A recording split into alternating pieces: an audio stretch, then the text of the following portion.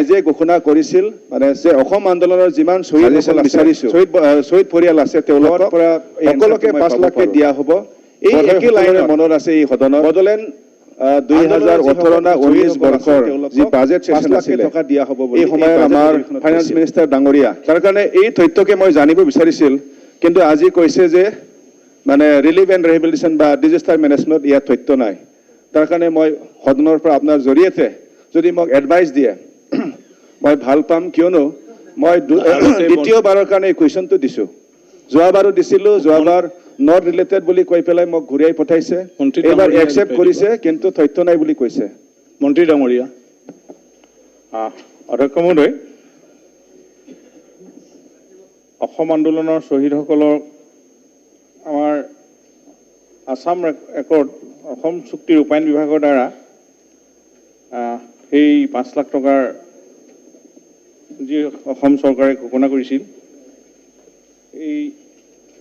সেই বিভাগৰ দ্বাৰা উক্ত অনুদান দিয়া হৈছিল আৰু আমাৰ ৰেভিনিউ এণ্ড ডিজাস্টাৰ মেনেজমেণ্টৰ বিভাগত ইয়াৰ কোনো তথ্য নাই কাৰণ আমাৰ বিভাগটোৱে আমাৰ প্ৰাকৃতিক দুৰ্যোগৰ যদি মানুহ মৃত্যুমুখত পৰে ধুমুহা বানপানী আদি সেইবিলাকতহে আমি এই বিভাগে এইবিলাক ক্ষতিপূৰণ দিওঁ আৰু ইয়াতে জিলা উপায়ুক্তৰ চাৰ্কুল অফিচাৰ পৰা আমাৰ যিটো DDMA তাৰ পৰা যেনেকৈ তালিকা আহে তেনেকৈ দিয়াৰ ব্যৱস্থা আছে কিন্তু এই সন্দৰ্ভত আমি হাতত তথ্য নাই কিন্তু আমাৰ বড়োলেণ্ড আন্দোলনৰ শ্বহীদসকলেও ঠিক তেনেধৰণে দিয়াৰ কথা চৰকাৰে ঘোষণা কৰিছিল কিন্তু এই বিষয়টো গৃহ আৰু ৰাজনৈতিক বিভাগৰ লগত আলোচনা কৰিব লাগিব গতিকে এই বিষয়টো মই যেহেতু আমাৰ বিভাগত এই সন্দৰ্ভত তথ্য নাই সেইকাৰণে আমি দিব পৰা নাই কিন্তু বিশেষকৈ অসম চুক্তি ৰূপায়ণ বিভাগ আৰু গৃহ আৰু ৰাজনৈতিক বিভাগৰ লগত আলোচনা কৰিলে বিষয়টো শুদ্ধ তথ্য পোৱা হ'ব স্পিকাৰ ছাৰ সমস্যাটো বহুত ডাঙৰ ইতিমধ্যে শ্বহীদ পৰিয়ালসকল দুবাৰ তিনিবাৰ আন্দোলন কৰিলে আৰু মই জানাত প্ৰায় 600 মান শ্বহীদ পৰিয়ালে 5 লাখ টকাকে পালে অলৰেডি এই সময়তে কিন্তু বাকি যিমানখিনি শ্বহীদসকল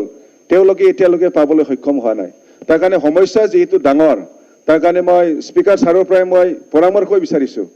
কি হলে যিসকল বঞ্চিত হৈ থাকিল তেওঁলোকক এই 5 লাখ টকা এককালীন অনুদানটো দিব পাৰে অধ্যক্ষ মহোদয় প্ৰথম পৰ্যায়ত যিখিনি দিয়া হ'ল মই ফাইনেন্স মন্ত্ৰী মহোদয়ৰ পৰা জানিব পাৰিছো যে বাকিখিনি প্ৰপ'জেল আহিলে তেখেতসকলে অনুমোদন দিয়াৰ ব্যৱস্থা কৰিব দুৰ্গাদাস বড়ো মাননীয় অধ্যক্ষ মহোদয় এইটো ৰিপিট কুৱেশ্যন আচলতে সদনত প্ৰকৃত উত্তৰ নোপোৱাটো বৰ দুখৰ বিষয় হ'ব কৰবাত এনেকুৱা অনুভৱ হ'ব নালাগে মাননীয় মন্ত্ৰী মহোদয়ক প্ৰশ্ন কৰিব বিচাৰিছো মই যে শ্বহীদসকলৰো ক্লাছিফিকেশ্যন তেনেকুৱা যদি এটা অনুভৱ হয় পিছলৈ সেই অনুভৱটো বৰ বেয়া হ'ব তাৰ কাৰণে মই আজি মন্ত্ৰী মহোদয়ক অনুৰোধ জনাইছো স্পিকাৰৰ জৰিয়তে আপুনি এটা ইনিচিয়েটিভ ল'ব নেকি মন্ত্ৰী ডাঙৰীয়া নিশ্চয় অসম আন্দোলনৰ শ্বহীদসকল হওক বড়ো আন্দোলনৰ শ্বহীদসকলক আমি আজি সদনৰ সকলোৱে আমি তেখেতক আজি স্মৰণ কৰিছোঁ আৰু আমি তেখেতসকলৰ যিটো চৰকাৰী ঘোষণা আছে এই ক্ষেত্ৰত মই মুখ্যমন্ত্ৰী মহোদয় ৰাজনৈতিক বিভাগ আৰু অসম চুক্তি ৰূপায়ণ বিভাগৰ কথা পাতি আপোনাক তথ্যবিলাক দিয়াত মই ইয়াৰ আগতেও